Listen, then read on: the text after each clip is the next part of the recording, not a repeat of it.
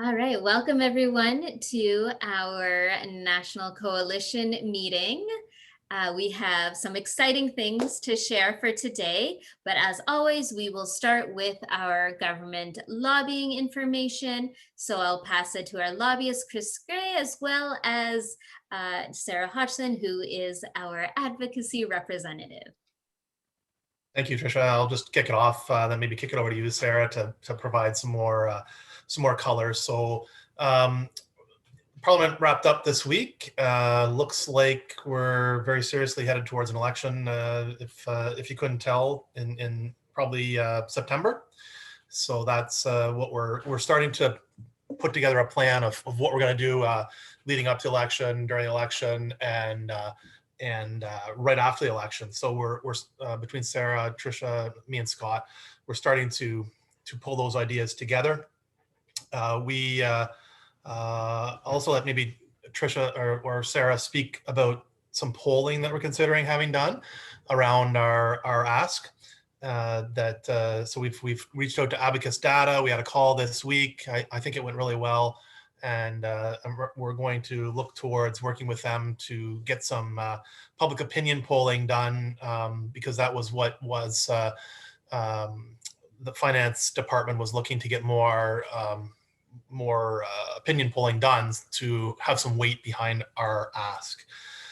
And then we're also over the next month or two going to be continuing to build up our engagement with other organizations. Like we met with the Parks and Rec Association recently. We're going to look to other organizations that can be supportive of our asks moving forward as well, and getting their endorsements. So, and then we're planning on meeting with some of the people who will be working on developing platforms moving forward as well. So I think I'll just kind of stop it there, and maybe Sarah, turn it over to you to elaborate. Okay, awesome. Thank you. And I'm really looking forward to hearing from Emma today. So can't wait to get to that.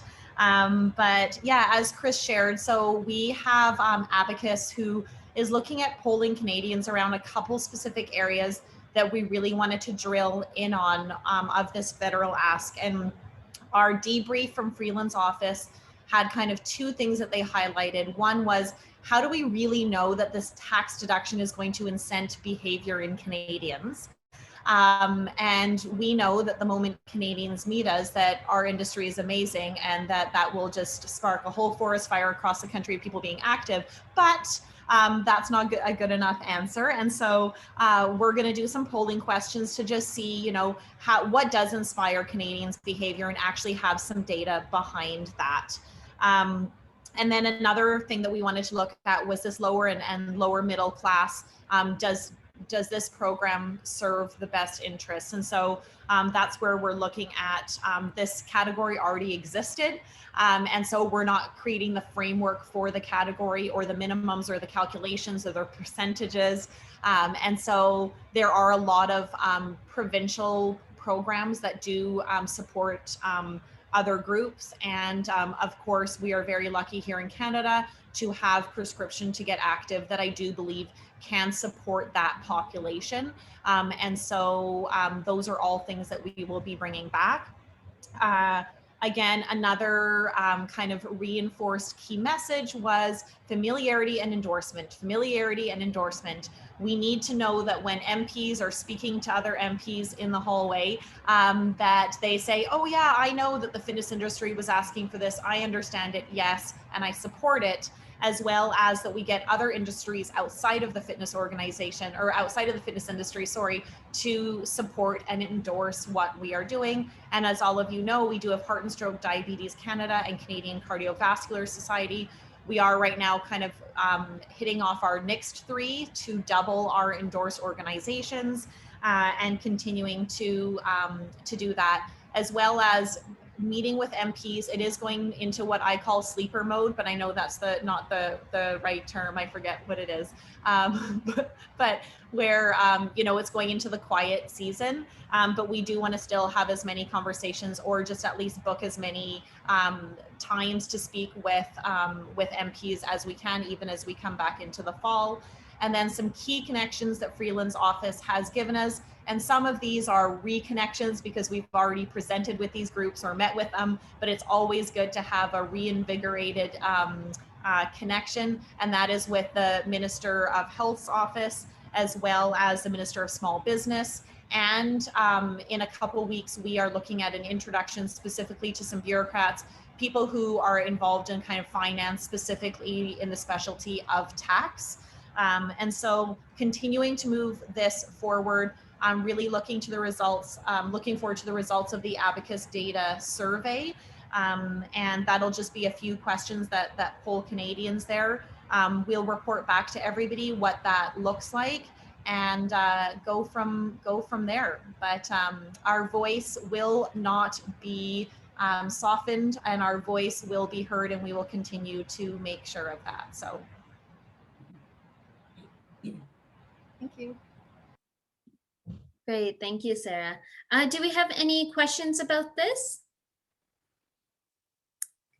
So the purpose of the survey questions that we are going to be sending out is in reference to numbers that we can use moving forward for our other advocacy efforts and having some public support behind what we are doing. So it will be really nice to have some numbers that we can share with the public as well as the industry and most importantly, the government.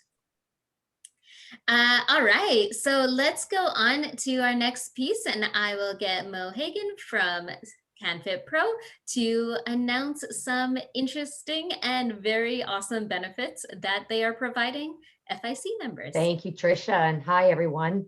And I wanted to, first of all, start off by letting you all know that CanFit Pro has just announced a free business membership for all FIC members. So as a member of the FIC, you now can benefit from a complimentary business membership silver level. This is just one of our many ways that we're doing our part to help support all of you in the recovery, and also to bring you access to resources, education, training, and anything else that will help make your work easier. And we are proud to help support the training and education for yourselves and for your teams. In addition to that business reward membership, as mentioned on an earlier call, CanFit Pro is happy to support all of you with an additional 25% off of any services, education, training, certification that you and some of your staff, it entitles you with your FIC membership at CanFit Pro to have some of your staff also receive trainings at that discounted price. So again, just to show our part in helping you in the recovery. As you know, CanFit Pro is proud to be the education partner with Fitness Industry Council, and that's why we're here today. We have a very special speaker, my dear friend, and one of our featured speakers at the upcoming CanFit Pro Online Global Conference and Trade Show this August. So for those who have not met Emma Berry, you best fasten your seatbelt, and I hope you have a notepad ready. Emma will be generously sharing her slide deck with us, and that'll be made available to you after this presentation, as well as in an email that Tricia will send out. So today's subject matter is bringing the clubs and boutiques back powerfully post-pandemic, recovery tactics and win-back strategies. So Emma is going to dive in deep as the leading global authority and author of Build a Badass Boutique. Emma will share today some global insights, industry insights, specifically shaping the future of the industry post-pandemic. Emma will share shifts in member sentiment and behavior, provide examples of best bring back practices, and then also share opportunities as we get back to business, but definitely not back to normal. So for those who haven't had the pleasure of meeting or working with Emma, first, you should be on today, connect with Emma, and she'll give you your contact information. She is such a wealth of knowledge. Emma is a global fitness authority who advises the innovative edge of fitness. She's a founding member of group fitness giant Les Mills International, former director of programming for Equinox. Emma is the co-founder of executive search brand Good Soul Hunting, And Good Soul Hunting specializes in purpose-driven fit tech, well tech, and health tech scale-ups. Emma's cocktail of impatience with the status quo, her infectious energy and innovative flares unlock and activate the greatness in others. And for today, that greatness is you. So without further ado, let's give a Canadian, well trained by Carl, of course, welcome to Emma Berry. You guys are crazy. Thanks, Mo. Very, very excited to be here. Let me just get my screen at the right size there. So look, wonderful to be here, and yeah, and thank you. I always love Mo when she gives me these last minute, can you present on Friday? So thank you, Mo. Very, very happy. I love Canada because you're the most close to Kiwis, actually, of all the people that I know around the world. So I'm very happy to be here. I'm going to do some words of warning first of all. So yes, I've done a bunch of those things that Mo talked about. Les Mills, Equinox, Basic Fit actually is one of the recent contracts I've been doing for the last 3 years. So it gives me huge breadth across the industry. And now that we're in the people space with Good Soul Hunting, we're very, very closely attached to what's all the shifts that are happening in the people space. So please, I'm not as attuned of what's happening in Canada as I am in the US, Europe, and down under in Australasia. So my views do come from that viewpoint. So hopefully that's okay. This deck is yours. We do have 10 minutes at the end, I believe, to answer questions, but Mo's going to keep an eye on the chat. And if anything pops up that we can answer as we go, I'm happy to do that as well. So I talk for a living. I go fast. Hopefully you understand what I'm saying. Tell me to slow down and I will ignore you. So takeaways in this. So yesterday, I just caught up with the Boutique Fitness Solutions folks based out of New York City because they've just completed a very good survey across a bunch of companies, mainly small, but also mid-size, big box, budgets, and also global in their State of the Union yesterday. So some of this detail is very, very fresh. So we're going to cover some insights. We're going to look at shifts in member sentiment, because I think that's important to understand, and then some examples that I'm seeing around the world. And also to say, no one has the rule book. None of us know what's going to happen. We have to track what our members want now. There's going to be changing needs, and that's coming from the greater ecosystem of the world, not just fitness. It's what Netflix is doing, and it's what Amazon's doing, and it's how Waze is operating. That's the new world and the partnerships, which I'm going to talk a little bit to. So the main point, if you get nothing more from this presentation, is I believe firmly that the future is digital. The best of the physical world brought together with the best of the digital world in a way that makes sense in your life. So we will start moving through life, I believe. Sometimes we'll have group experiences, sometimes we'll be at home, sometimes we'll go to a fitness festival, but all of lifestyle is coming in. And we know that from our Apple Watch and technology, that everything's being pulled into our sphere based on our preferences. So the future for me is digital, is how we capture the most of it.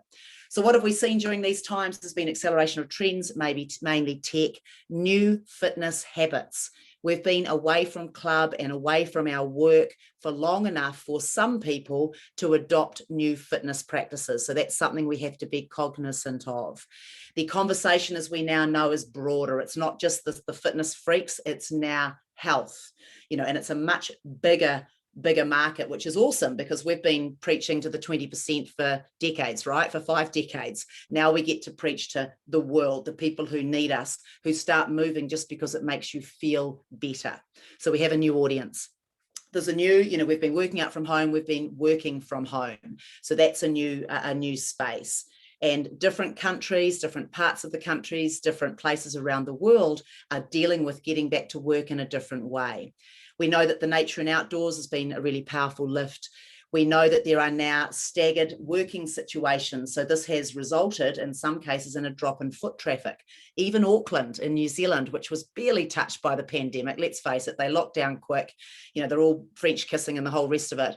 So they barely felt it, and yet they felt a 20-25% drop in membership because of lack of foot traffic. People weren't going back to work, therefore their club, etc. So even places that were barely touched are having to respond to these times.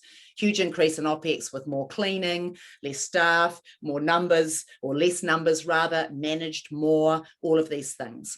corporate explosion, and we're seeing all our Les Millses and all the people starting, all the boutiques are beginning to tie into corporate, because you've now got in office and you've got out of office, and who's got an offering that can serve their staff in both places. So that's a big trend we're seeing, particularly in the recruitment space. Pent-up demand. And there's some stats there from the Gym Group, which is out of London, so value-based chain, but look at that lift in membership over a few short months now that the business is coming back. And we're seeing a lot of that, because I work with Basic Fit as well, huge pent-up demand. And because it's affordable fitness, which you can then add on to, a lot of people are going to rush back. They missed the big sexy equipment, they missed being together, and they missed the vibe of being lifted up. Apple, of course, have validated fitness as part of the health game for us. Jay and crew be doing an incredible job, and they linked everything. You push the button, start the workout, close the rings, and then get the nudges. That is the world, that's the phygital world that I'm speaking about, that we're all walking towards, either quickly or a little slowly, depending on our brand. Future is health, we know that. Here's some stats from the State of the Nation yesterday, mainly from Boutique Fitness Solutions. So here in the US, 1.5 million people lost their jobs. That wasn't just group exercise, but the fitness industry. Rev was down 50%, that's an IRSA stat, and 20%, but it's actually more than that, in the boutique studios will not open their doors again. It's a little bit more. We're in a 2-year, we look at a 2-year outlook here. And there's more that will come. We saw some big brands go down, like Flywheel, Yoga Works, and Psych out of New York City. But when you look into the financials, these businesses were a little bit in trouble anyway. So it just accelerated that. The group that was surveyed, 65% had an optimistic outlook on revenue in the near future. They really felt that things would lift. But it's not all bad news. Exponential, which now has 9 brands to its name, just adding Rumble, which is the boxing brand out of New York City. They opened 250 doors. Box Union, who we represent as a search brand, bought Title Boxing, which was a huge, no one ever saw that coming. It's a David and Goliath story. And Explore, which is basically stacking all the software systems together. So everything from enterprise right down to boutique and all the things that you might need. And of course, they're pulling into True Coach, the coaching side. And so we're beginning to see a lot of collaboration, a lot of consolidation of software, of clubs. We've got boutiques beginning to come together out of London with United Fitness brands, etc. So it is a consolidated game so that you can pool resources and do a better job at running the business. So I would say fitness now is professionalizing. Not saying that we weren't professional before, but we've now got a lot of money, a lot of resources, a lot of know-how coming into our sector. So let's take a marketing look. And this is some of the best practice that I'm seeing right now and what we heard from a lot of the people participating in this survey.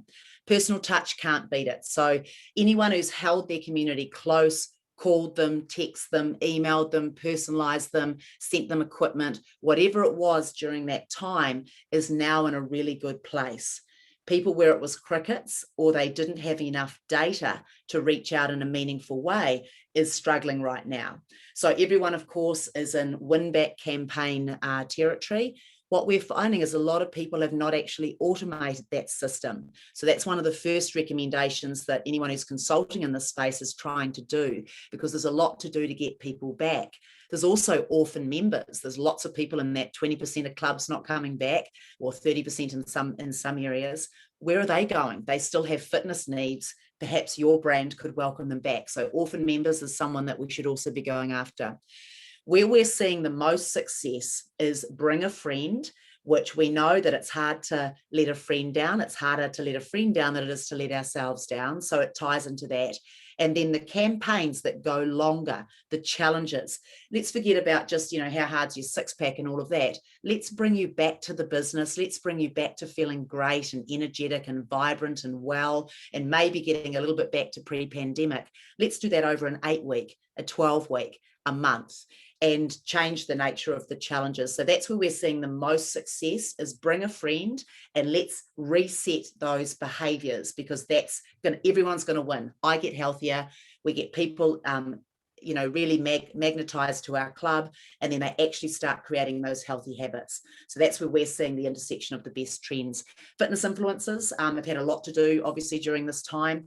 We've lost some staff, and we're going to talk a little bit about that. Anyone that could transition online is generally, if they could do it and they had enough equity and they had their technology sorted, we are seeing a lot of staff leave club just because they can make more money over here. But it's a small group, because you have to have fame, you've got to have a connected group, and you have to be able to have sorted your tech out, but it is a trend.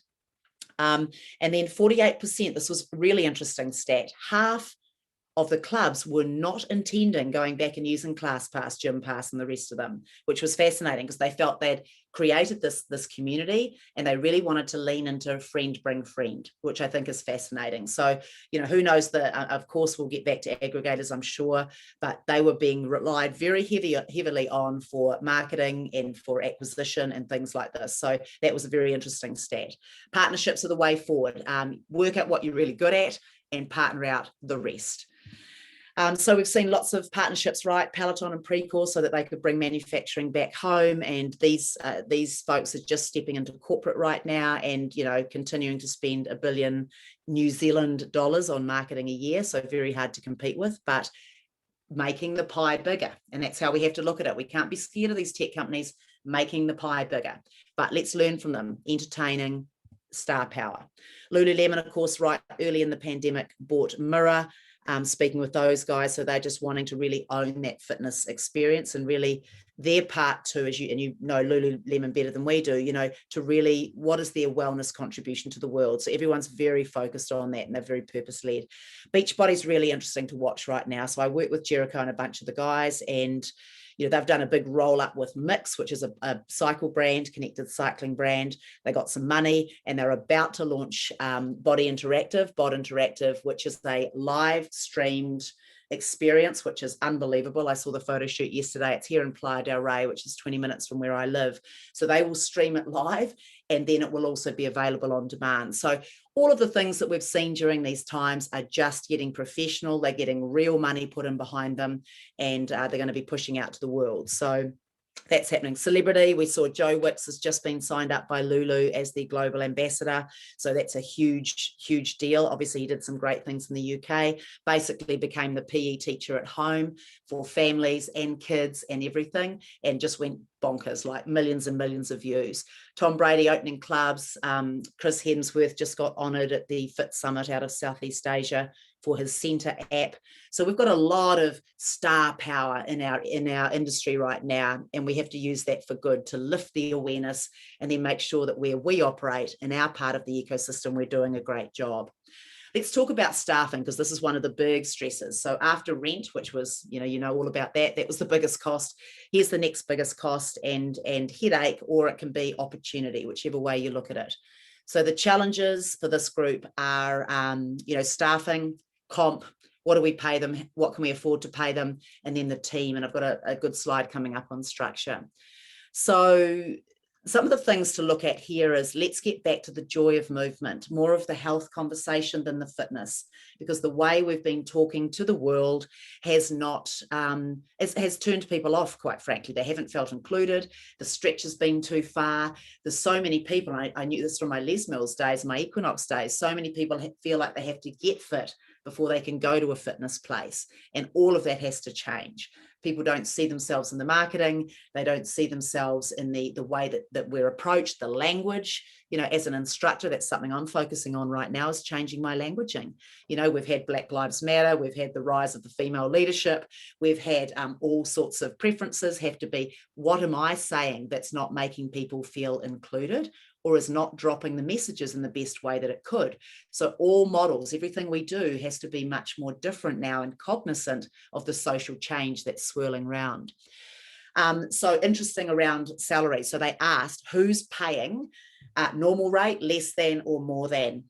Half the people in this survey, and it was a substantial survey, said half the people were paying what they were before.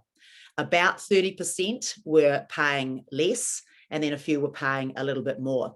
In the future, people intended for there to be able to be more people being paid more, because they recognize in the market, like with the influencers and people starting up their own platforms and everyone becoming a solopreneur, they've recognized that there needs to be a little bit more rev share.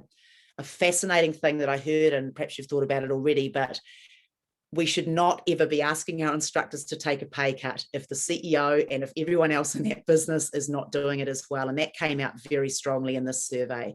It's like, don't treat me just because I'm at the end of the chain, because we held your team together over these times. You know, we were the ones that people came back with. We're the Pied Pipers. We are the people that are leading. We're the heart of the business. We're the heartbeat of the business.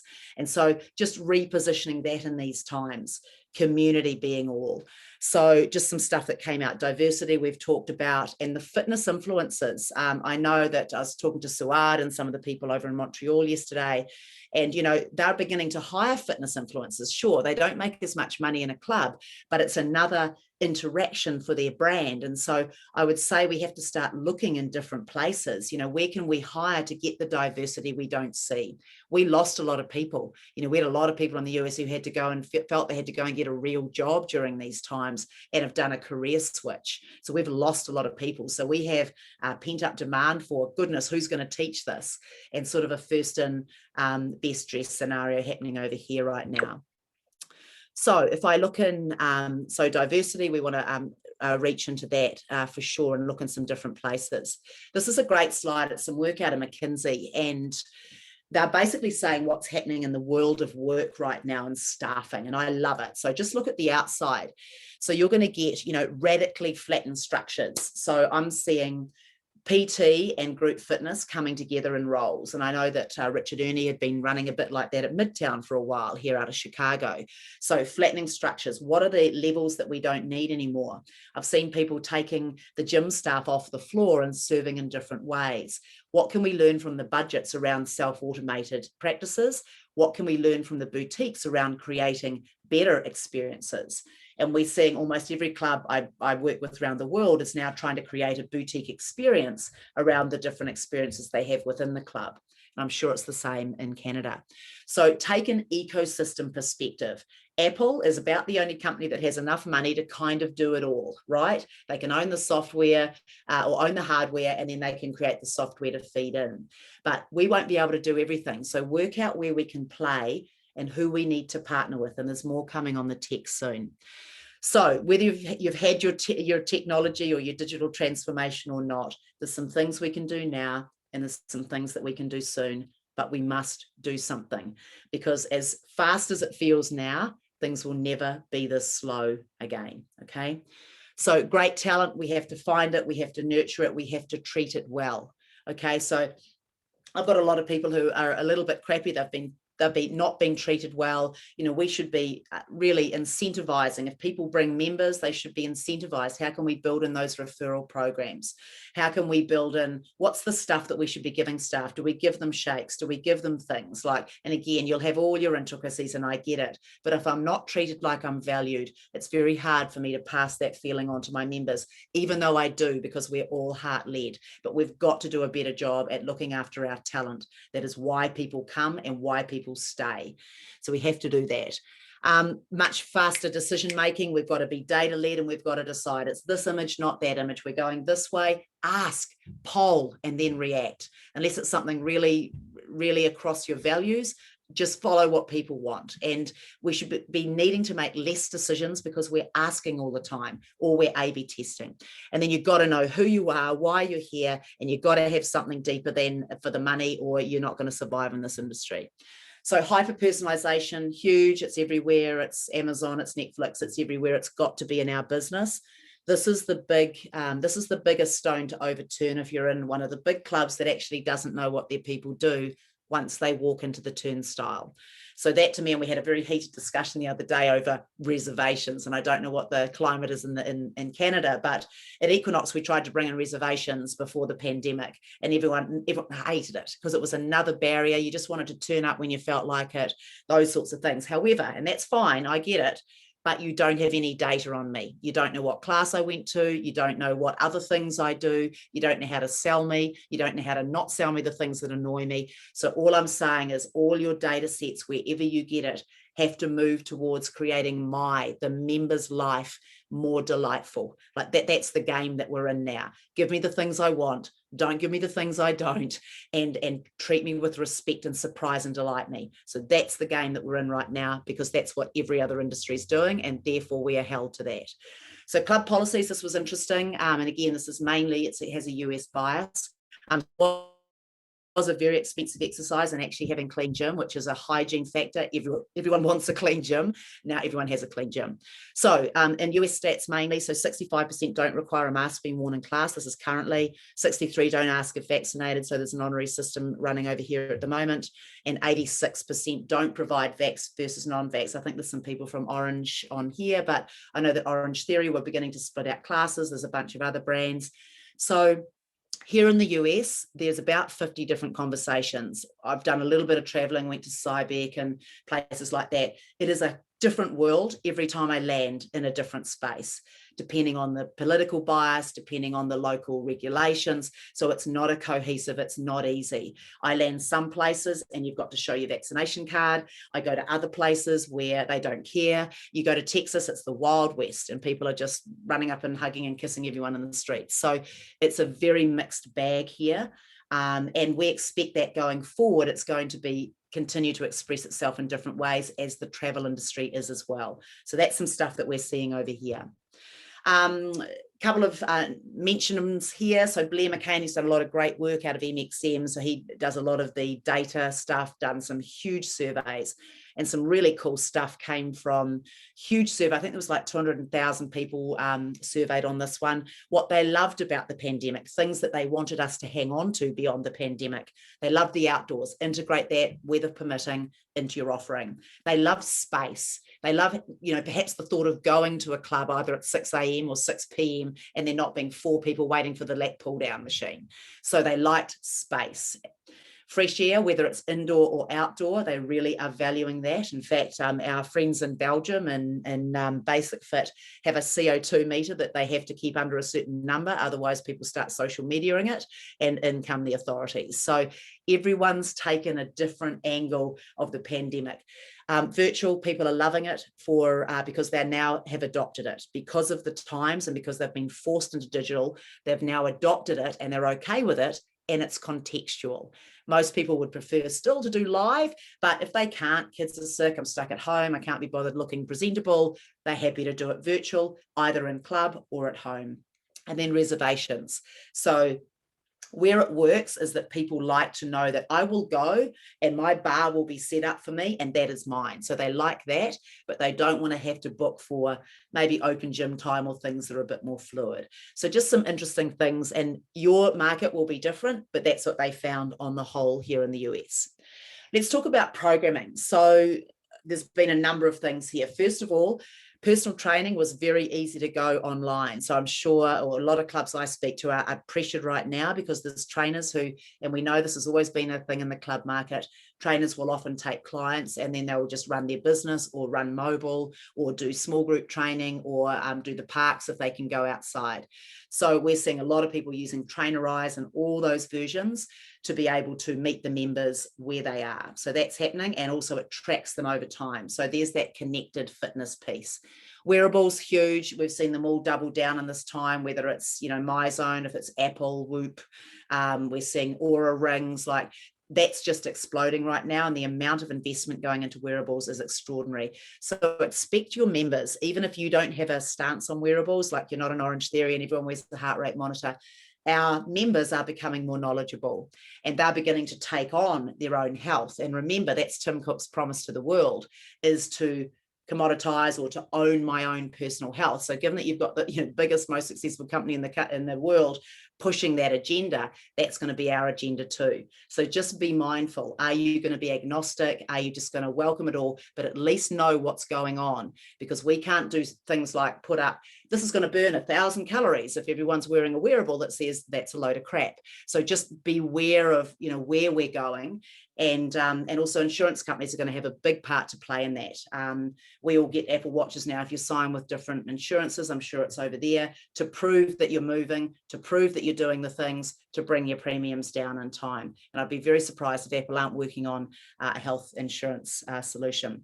Inclusive language, I spoke about that before. We need to re-script our whole organization, I expect. So just as we have this time, I look at all the touch points and just reshape them for the new world. Longer term programming, talked about that. Don't just do the one hit, come to this class. No, come and get yourself fit. Guys, you need to get strong, you need to be mobile, and you need some cardio for heart health. Your week, your month, your quarter, your year should look like this. And put stuff in there that brings you joy, because you're not going to do it if you don't enjoy it. So all of these things have to be wrapped in. So rather than being myopically focused on a class by class, which I've hated for the longest time, turn it into a lifestyle, turn it into longer goals, turn it into feeling good about yourself.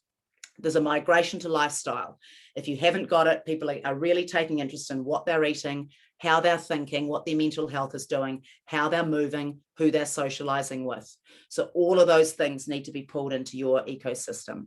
Integrated and connected, we've talked about, more on that coming. Education.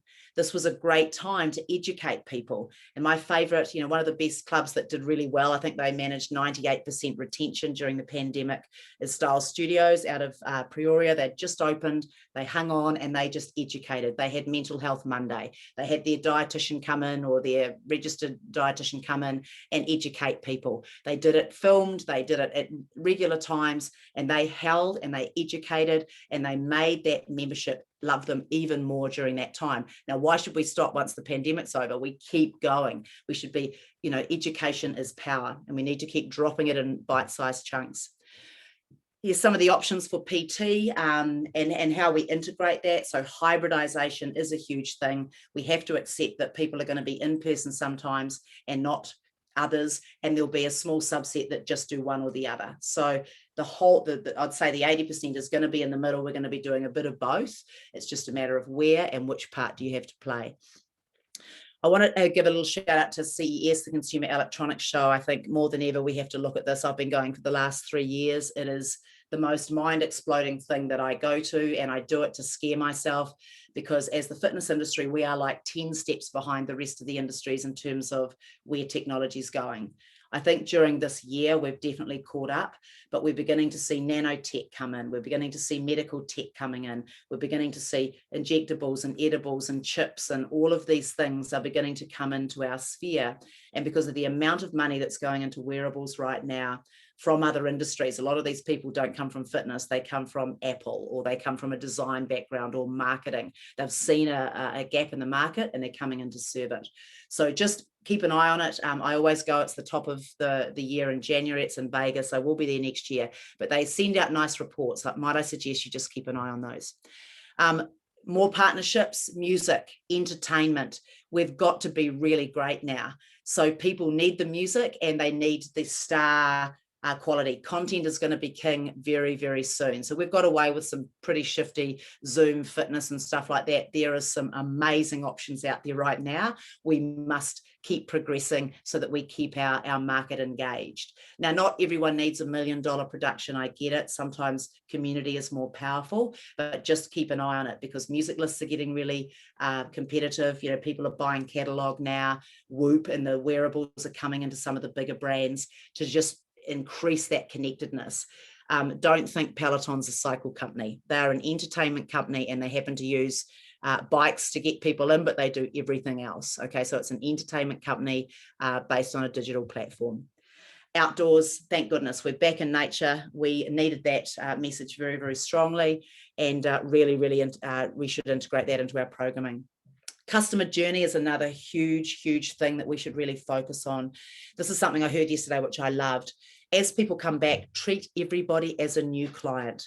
Okay, it's like that onboarding process. We bring people into the business really well, and then we kind of forget about them. So we want to take that focus with fitness as well. So treat everyone as if they're new, lock them in for longer term, try and get them to understand the lifestyle. Oh, look, great, you're on the 12-week whatever. We've got learnings, we've got meet the team, we've got lunch and learns, we've got little taster classes. Like really start to build something much more holistic, because we know what happens. People join, 50% leave within 6 months, and we, maybe we get them back, maybe we don't. We've got to stop doing that. Plan for life, a little bit more often, set up the habits first, then lift the intensity and the duration. Right, lean into nostalgia. Only in so much as that it helps. Nothing beats being there, right? When we're shoulder to shoulder, pushing each other along, powering through, feeling the vibe, working harder, remembering why we were alive, all of that good stuff. And then into that, and this, I focus a lot on this in my book. Okay, so this is very much about the experience. Let the machines do all the boring, mundane stuff in the background. We need to step up and become more human, more connective, funnier, more improv. So this is a call to action for everyone who's front of house to actually lift their game, better scripting, better role modeling, more across all the pieces that you're trying to sell. This is our chance to really lift up. We can't just come in and teach a class or take a client now. We've really got to really lift our game in every way. So yeah, that's where that is. And then community is the cornerstone. So this is, if there were one thing I could say that the fitness industry owns, I would say it's this. And that is, we have the ability and the skill set to bring people together. And this is what we need to do. We need to double down on this and really own this, and then let technology, let all of that stuff come together so it brings us the right people and supports them in the right way at the right time. And then behavioral change. It's the little things done daily over time that are going to give us the big lift. So it's turning up. It is drinking the water. It's making one more habit, bringing one more habit in. Now, the trick to habit change is that it can't be the big stuff. We're so good at setting a big goal, but then we don't break it down into the tiny things. Just do this in the morning. Just follow Mo's movement. Just do this, just do that. And you do that every day, and that will take you there. And we're just so, what's the new shiny thing? What's the new diet? What's the new workout? It's like, no, it's the little things. Just if you never get around to exercise, say, right, 8:30 every morning. That's what I'm doing for half an hour. That's it. Don't break that rule, and then watch your life change. So we've got to get much more micro on what actually changes over time. And you've got to find something you love. And there's so many choices out there, right? I promise there's everyone on the planet I could find something that they would love right now. There's so much choice, so many great presenters, so many great ways to do it. There's a new rhythm. I don't know your rhythm. You don't know your rhythm. Ask your members, okay? It's going to change. There's going to be so many social forces coming in, but it is going to be hybrid, digital, and it's going to be data-led, okay? What do your members want? Give them more of that. Give them less of what they don't want. And then technology. So yes, software is eating the world. What do we need to do now versus what do we need to do soon? So depending on where you are in your digital, wherever you are digitally, there's a bunch of things you need to do: booking and billing, acquisition, retention, bring back tools, win back tools, communication, live stream and VOD tools. Now, if you opt not to do on demand or streamed, partner with someone that does, or accept the fact that the moment someone walks away from you, they will be going onto someone else's app. In the US, there's about 3 apps. People have 3 apps. They have a club, they have like maybe Calm, and then they have some other boutique or something. That's basically what we have here. It'll be different in Canada, but that's what we're seeing here. Lock in for the longer term. Keep an eye on big fit tech. That's these guys. And we're also, some honorable mentions there: Amazon Prime, Netflix, and Waves, because they're leaning into ML, machine learning, and AI to give us what we want. So again, let's not be scared about it. Let's just get on and get the teams that can help support us in that way. So digital fitness, huge, as we all know. The magic word right now is predictive. How are you going to predict what your members and your clients need next? And that is what we're going to be talking about a lot at the online CanFit Pro coming up. One of our keynotes is Ian Mullane. I'm very, very fortunate. He sponsored the launch of my book. So I haven't seen him since February in 2019, where we launched that. But he's an amazing speaker. He runs an AI company. He's also been a club owner. He's also come from fintech. So he understands everything about technology. And then he's able to break it down into really bite-sized chunks around, here's what we need to do now, here's what you need to move towards, and here's how you know if you need data, ML, AI, and when. So he has a very, very balanced view around what we need to do, but we've got to do it, we've got to move. So really the big upshot is innovate or die. If we don't shift, pretty much we won't be here in 3 to 5 years. So we all know that. It's thrown around a lot. And then I think we're at Q&A, Mo. And sorry, I'm not sure if I breathed in there, but Yes, we are at Q&A, and I think you did breathe a little bit there. Fantastic. And wow, I don't know what to say as far as the how invaluable all that information is, but let's do open it up for some questions. We do have a bit. I was just about to put in into the chat box where you can catch Emma at the conference. So I just dropped that in now. And I believe there are some questions, Tricia, if I'm not mistaken, around things to do with the discount code. Oh, the discount of her book, a few questions. If there is a discount, members to know about if there is. Is this related to Emma's book in particular, Tricia?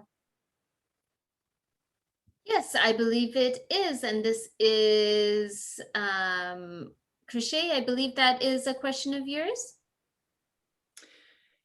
Great. Yes.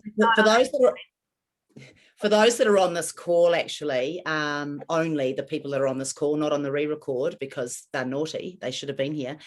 So everyone that's here, if anyone does want a book, I'm happy to get you one of those. So I can arrange that, Mo. Or the other option is, I do have a masterclass there online, but again, all of this is in the deck a little bit earlier. Yeah, so if anyone's interested in that and would use that, then I can arrange to get that to you. Okay. And you can also just reach out to Emma at emmaberry.us, and she has lots of information specifically. The book is amazing. It's like your Bible, and you can't go wrong on that. Yes, it was on a slide. Didn't catch it fast enough.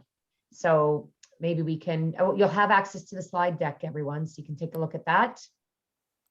And there is a way you can get access to that book. We'll get that information for you.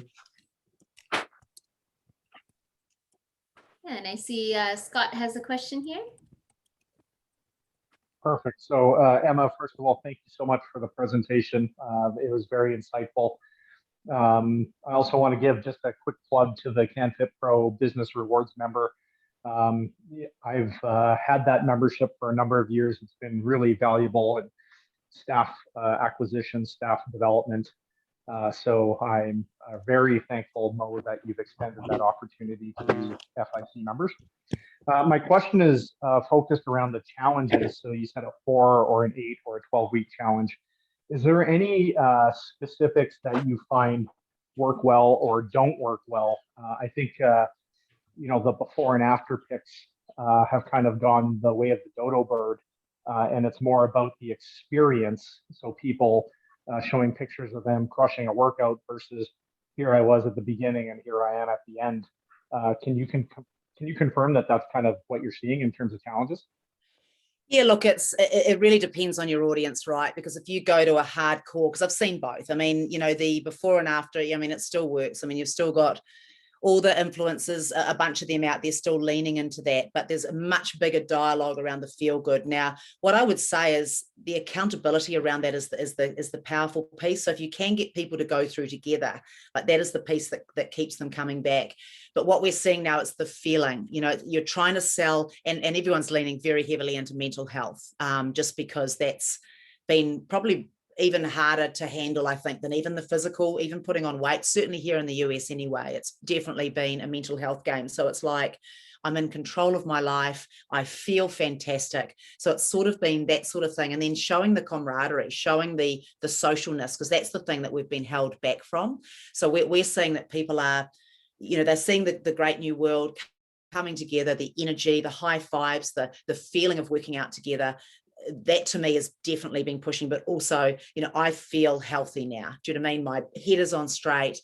I'm with my friends. And so it's sort of it's hitting those things rather than the before and after. Not to say that the before and after don't still work. If you've got a hardcore brand and people are there to like shed, that's still happening, but it feels like a much smaller conversation now. definitely. So catch the vibe, catch the thing that you couldn't do when you were held away. You know, I think it's that. Thank you. Welcome. There have to be more questions. Well, what are you seeing? What are you lot seeing? What are your challenges? Maybe I can speak to that.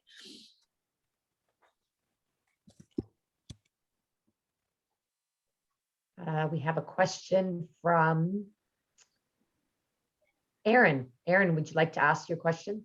Yeah, Emma, that was absolutely incredible. Like mind blowing. And I've worked for Equinox for the last 7 years, and I now work with Fitness Industry Council and Live Well Exercise Clinic. And I'm curious about your perspective of how we tap into the sedentary market. Because what we have seen, I mean, I'm a journalist by trade, and what we have seen, and you know this, you're very research driven, is we have seen a huge rise in activity levels, right? Which was a crisis before, right? And becomes a huge opportunity for us. But you kind of touched upon it at the beginning of the presentation, which I loved, which is the inclusive nature of it. But even from a business and a marketing perspective, I feel as though we are coming out of this pandemic, and it is a massive opportunity for us to get people passionate about life and exercise and what fuels us and what has provided us with so much purpose. But I'm really curious about your perspective on that and how you think we as the leaders can move into the next chapter. Yeah, and I think it's just unpicking how we've ended up with the crowd today. Like it's the same thing. It's like, how do you meet the needs of the community? Like you go out and you say, right, what am I here to solve? So, and it's really important, I think, where the research would need to happen here is there a problem? Because there has to be a problem for me to want the solution, right? So the problem is, oh, I need to get healthy. I have choices. Am I going to come to you? Like that's the solution. So I need to see myself and say, wow, I have this need now, and I want to go to that Equinox or that club over there or that whoever it is, you know. So I think we have to unpack it. So what does that mean? It means you have to find me where I am, and then you have to have a message that means something to me. And then I have to, when I go through that experience, I have to feel comfortable. And I think it's just unpacking those things, because regardless of what the journey is, it's always got the same touch points. How did I hear about you? How does it look and sound? Then when I learn and I go on and I go, oh, that's interesting. Okay, that looks in my price point. Oh, I look like I could fit there. They look like people like me. Yeah, sure. And then how do I like to be approached? Do you want to come in? Do you want to have a talk on the phone? Are you happy to join online? Do you want a free week? You know, whatever the way is. And then, but it's got to be in the languaging, the imaging. It's got to be something that I want, and it's got to be in a way that I want it. So I think the challenges we've talked about, lose weight, you know, before and after, come in and we're going to, you know, so that's a very hard message. I mean, good life, Mo will be well versed to speak about this too. How do you open it up? So it might be, you know, join us for a 12-week journey to get health back or get healthier or something like that. It's a whole different vibe. We're going to educate you. We're going to talk about, because everyone wants to talk about nutrition. We never want to talk about nutrition in the US because it's litigious, but we got to talk about nutrition. It's a lot of it's a lot of how healthy you are. So it's go back and unpick it. Now, I talked about orphan members. Again, that's people who are sort of floating around. You want to know who you are, first of all. So I'd come back to brand. There's always brand, there's product, and then there's systems. So we're talking about the brand piece, like who are we? Who are we going to serve? Now, it's also not that easy to stretch a brand, and you can never be all things to all people. Having worked for brands that try to do that, let me know you fail every day of the week. So you have to work out, let's go after people that want to get healthy. Now, if you're going to go after people that are very obese or have a lot of weight to move, that might have special needs, and you might not be up to being able to serve that. So you've got to work out, how broad do we want? Do we just want people who want to come back, they don't have a fitness background? And then you've got to work their journey through. Okay, so how do you talk to me? What's the language? How do I get welcomed? If I walk in and the first thing I see is all the buff boys doing chin-ups and, you know, hooing and haaing, it's not going to work, right? So you've got to think all the way through that journey. How do they get onboarded? What classes are they going to go to at times that they can come? Okay, is it going to be a little bit more easily does it? Are you going to supplement with at home? Hey, when you're getting ready for this, here's some basics about the gym if you've never been in one before. So it's actually going through the journey and repurposing it, and not from your eyes or my eyes, because we come from the fitness industry. We're part of the freaks. So we don't see things the way that people who haven't lived in a gym. So we need to get close to that data and just say, right, what would feel welcoming to me? Oh, we have Monday nights. We always have people to come in and meet some of the trainers, and we just go through what it's like around here. So, maybe you go back to running inductions and things like that.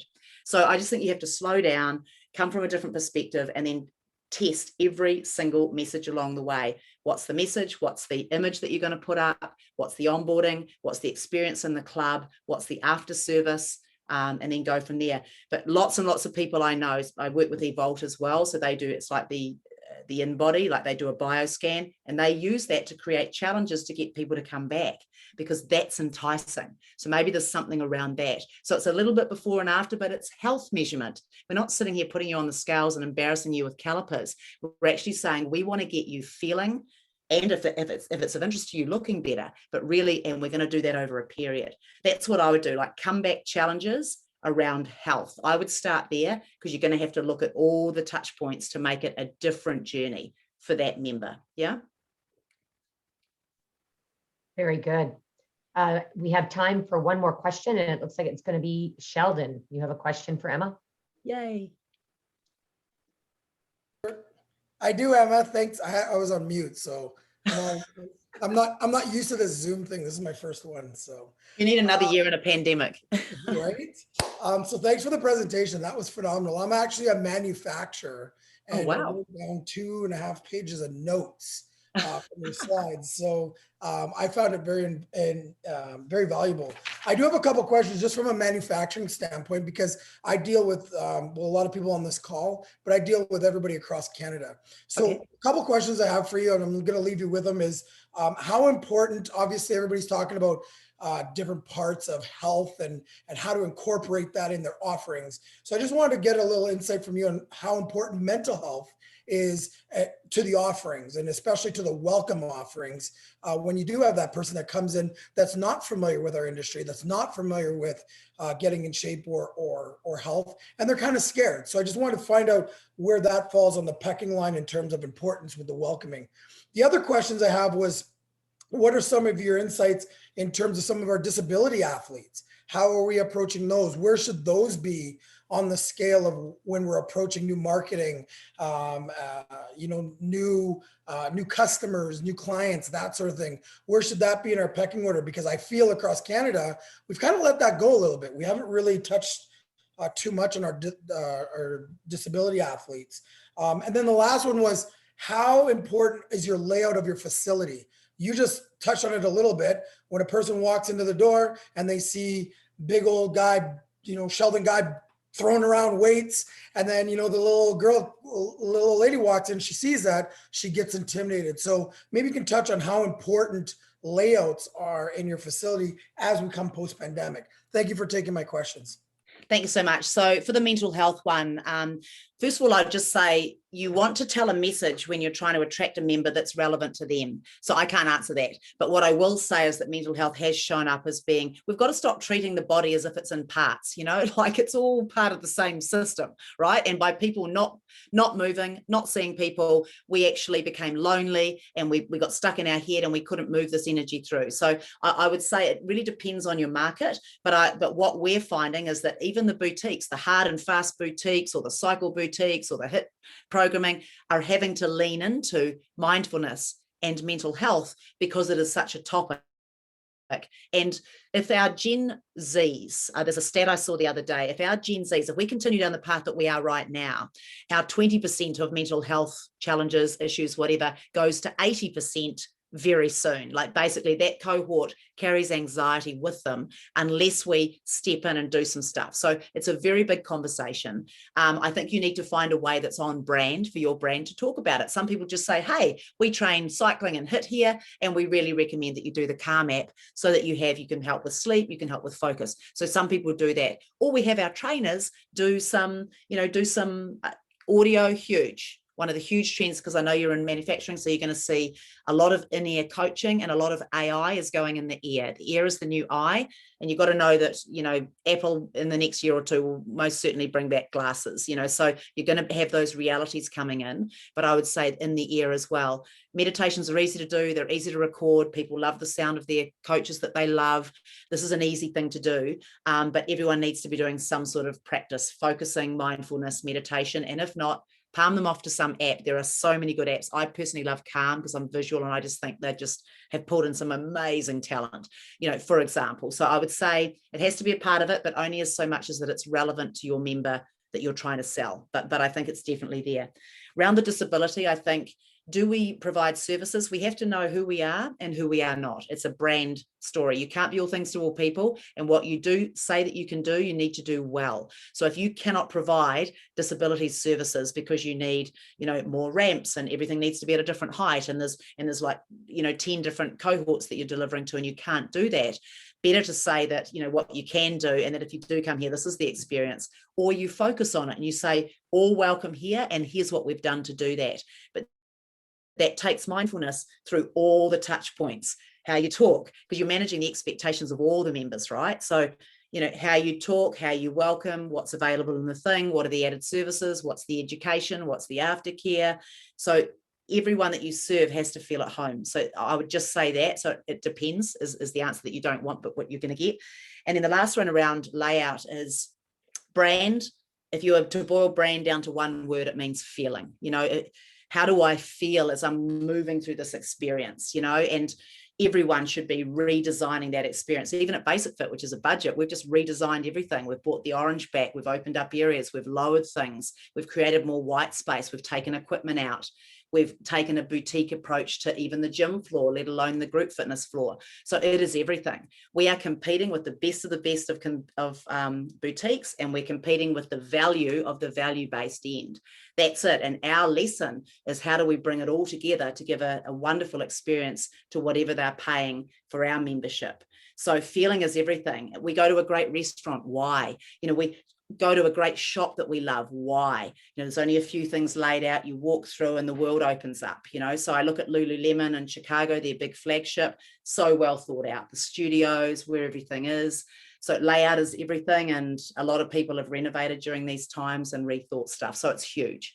But feeling from a manufacturer's point of view, it should be seamless. I should see the things I'm meant to see, and I should not see the things I'm not meant to see. And I should walk through, and it should be yes, yes, yes, yes. Like that's what you're trying to create, rather than, oh, that's odd, and what's he doing over there? If you actually watch people, ethnography, the art of ethnography, I'd suggest that as well. Sit in the corner for half a day and you'll learn a lot with a clipboard and go, interesting. They didn't know where to go. The guy keeps going into the girls' changing rooms. You know, so many things. Just sit in the corner and watch would be my advice. Wow. Well, Emma, the chat box has so many compliments to your presentation. Amazing, gratitude, incredible knowledge, and overall, like, we are so appreciative to you for taking the time and saying yes to my last minute request. I'm always so grateful. For everyone, just a reminder, you can catch Emma Barry next time at the CanFit Pro Online Global Trade Show Conference. We'd love to see you there. She will be facilitating a tech panel featuring Style Studio Fitness Studios with Carrie Keppel and Amy Stiles, along with Ian Mulane. That follows the keynote on Friday, August the 13th. And you can hear Emma speak about the future of fitness with trends globally. So more of this incredible insight, ideas, and knowledge in her standalone session, which will be later in the afternoon on that day. So please do look at the information we share with you as far as your complimentary business membership with CanFit Pro. Sign up. There is a form for you to fill out, and I put the code for your 25% off your registration along with our website for our CanFit Pro global event. And Tricia will be sending out all the information you need, along with the recording and the deck for this presentation. So once again, thank you everyone for coming along today. I'm passing you back to Tricia to close us off. Great, thank you. And as Mo mentioned, I will be sending you everything you need and everything that was discussed during this meeting. So big thank you to Emma as well. You are a wealth of knowledge, and it was so great to have you share with us. So big thank you to you. So welcome. All right, everyone. Thank you for joining us on this lovely Friday, and have a wonderful weekend. And we will see you all very, very soon. Bye, everybody.